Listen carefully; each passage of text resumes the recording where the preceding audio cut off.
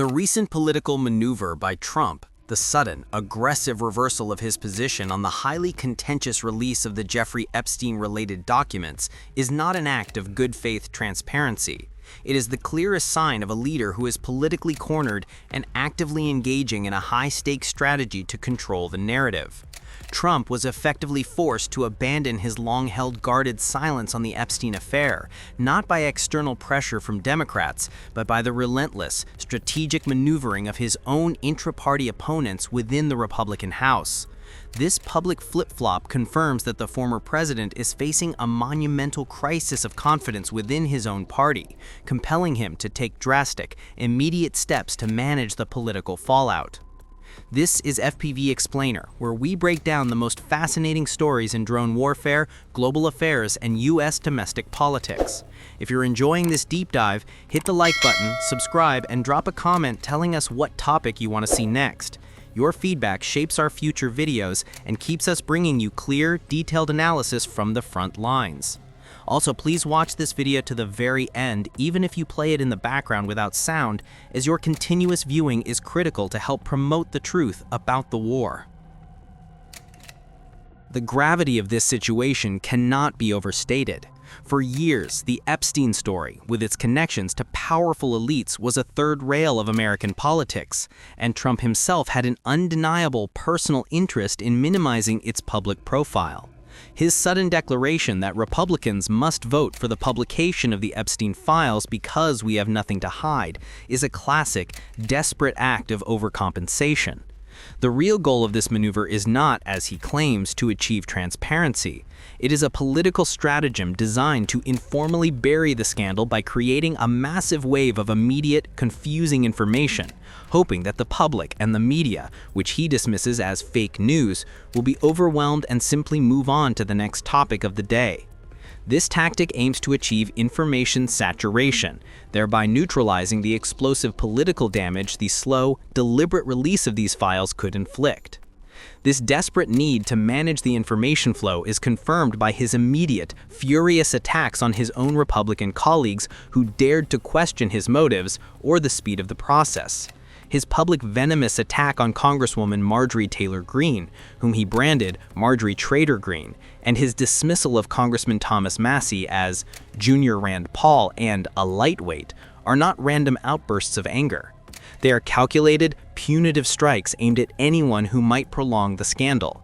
Greene and Massie committed the unforgivable political sin of aligning with Democrats to push for a procedural measure, a discharge petition, to accelerate the release of the files. By publicly attacking them, Trump attempts to shift the narrative. The actual goal is not the release itself, but eliminating the ongoing disruptive political pressure that the issue provides. He desperately wants to transition from this Democratic scam that is distracting from the great successes of the Republican Party and his own administration. The former president's actions demonstrate a profound loss of control over his own political agenda. The party apparatus is supposed to be singularly devoted to furthering his goals, yet here, internal dissent forced a dramatic, visible policy reversal. His immediate response is to lash out, using his considerable political platform to undermine the credibility of his opponents, even those who generally support him. His dismissive rhetoric, claiming Greene's life is not in danger because I don't think anyone even cares about her, and insulting journalists as the worst, reinforces the image of a leader who is primarily concerned with establishing absolute dominance in the media sphere, believing that if he can control the perception, he can control the reality. His entire focus has shifted to managing the optics of a political defeat, a stark contrast to the complex geopolitical challenges he faces regarding adversaries like Putin and the ongoing war in Ukraine. This internal struggle for information control is the most critical domestic battle he is currently engaged in. We have established the political siege Trump is facing regarding the Epstein files and the failure to manage Congress. Now, we analyze the essential next step in his political defense, the deliberate and aggressive pivot of the national narrative using the specter of foreign war and severe international conflict as a smokescreen to shield himself from catastrophic domestic scrutiny. The logic of Trump's power is simple. When faced with an unmanageable internal scandal, attention must be redirected to a more spectacular external threat. The combined weight of the Epstein files controversy and the immense public suffering caused by the government shutdown and the snap crisis created a perfect storm of political vulnerability. Trump is attempting to neutralize this threat by ensuring that the media's attention is forcibly shifted to crises that validate his image as a decisive, unyielding leader. This strategy employs specific, high-impact foreign policy threats designed to dominate the news cycle and drown out the domestic outrage. The first tool in this diversionary strategy is the sudden, highly publicized support for very harsh sanctions against countries leading business with Russia. This is a powerful, emotional, and relatively low-cost political move. By positioning himself as the architect of aggressive sanctions against Moscow and its partners, Trump reinforces his image as a strong, uncompromising nationalist.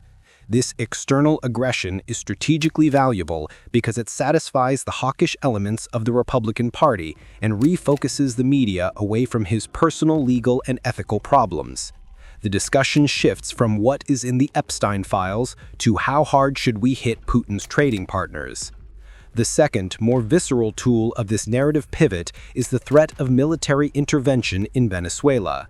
The operation, cloaked under the convenient and politically potent rhetoric of fighting narco-terrorism and the influx of violent Venezuelan prison population, serves as the ultimate distraction. By dramatically escalating the situation in the Caribbean, Trump is manufacturing a major kinetic foreign policy crisis that commands immediate media attention.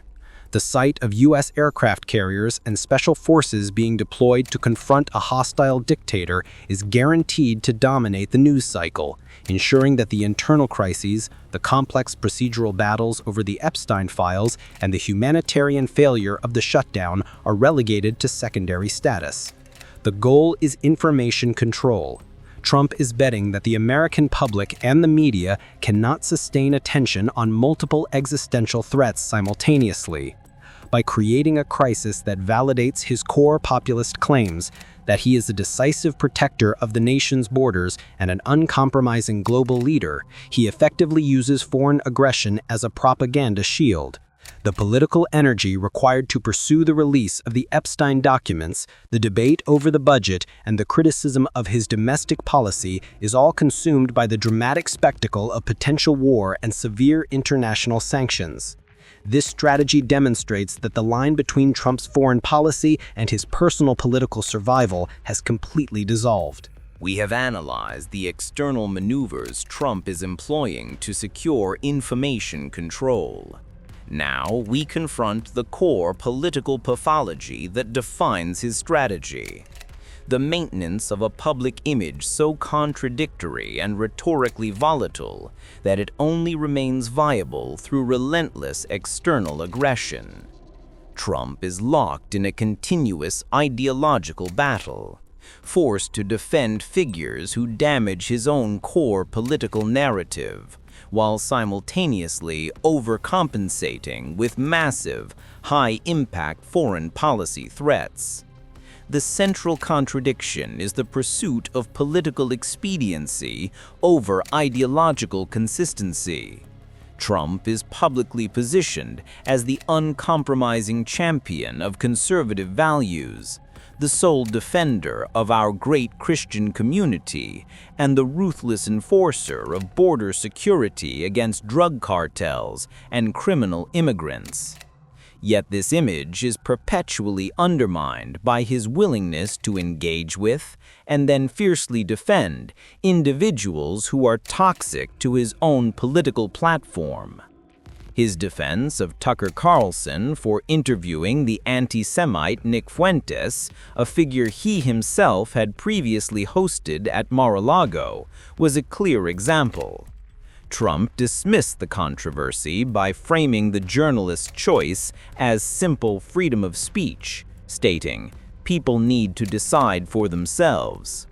This defense of the controversial figure, while designed to protect his own access to the conservative media base, instantly contradicts his claims of moral high ground and ideological purity. This internal inconsistency creates a continuous requirement for rhetorical overcompensation.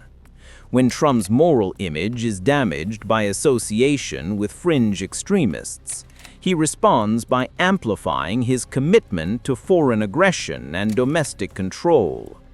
The strategic escalation to impose very harsh sanctions on Putin's trading partners and the dramatic threat of military intervention in Venezuela are direct acts of political compensation. By declaring a war on narco-terrorism and the influx of criminal prison populations supposedly released by Caracas, Trump instantly redirects the national focus. The public debate shifts from, "Why are you defending an anti-Semite?" to, "Are you tough enough to fight the narco-dictator at our border?" He uses massive external threats to bury inconvenient internal truths. The damage this cognitive dissonance inflicts on his own long-term narrative is profound. He is essentially betting that the average voter will prioritize loud, decisive external action over quiet, corrosive internal contradictions.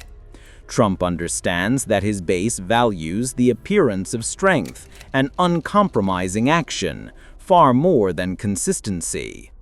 This political logic forces him to operate in a constant state of political vulnerability. He must consistently prove that he is more committed to the aggressive pursuit of foreign enemies than to the protection of constitutional norms or the adherence to the very Christian values he claims to champion. His political survival depends on maintaining this delicate, often self-destructive balance of external hostility and internal defense. We have analyzed the ideological and structural contradictions of Trump's rhetoric. Now, we confront the most shocking element of the administration's foreign policy: the deliberate manufacture of a catastrophic, existential threat to serve as the moral and legal justification for military aggression against Venezuela. This is the weaponization of extreme disinformation.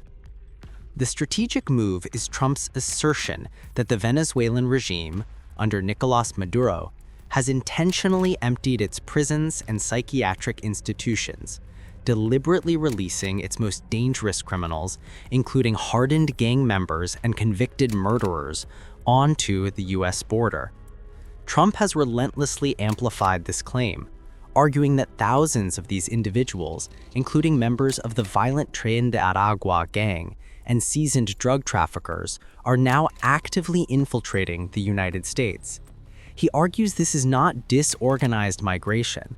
It is a hostile, coordinated foreign attack using a criminal army designed to inflict maximum harm on the American populace.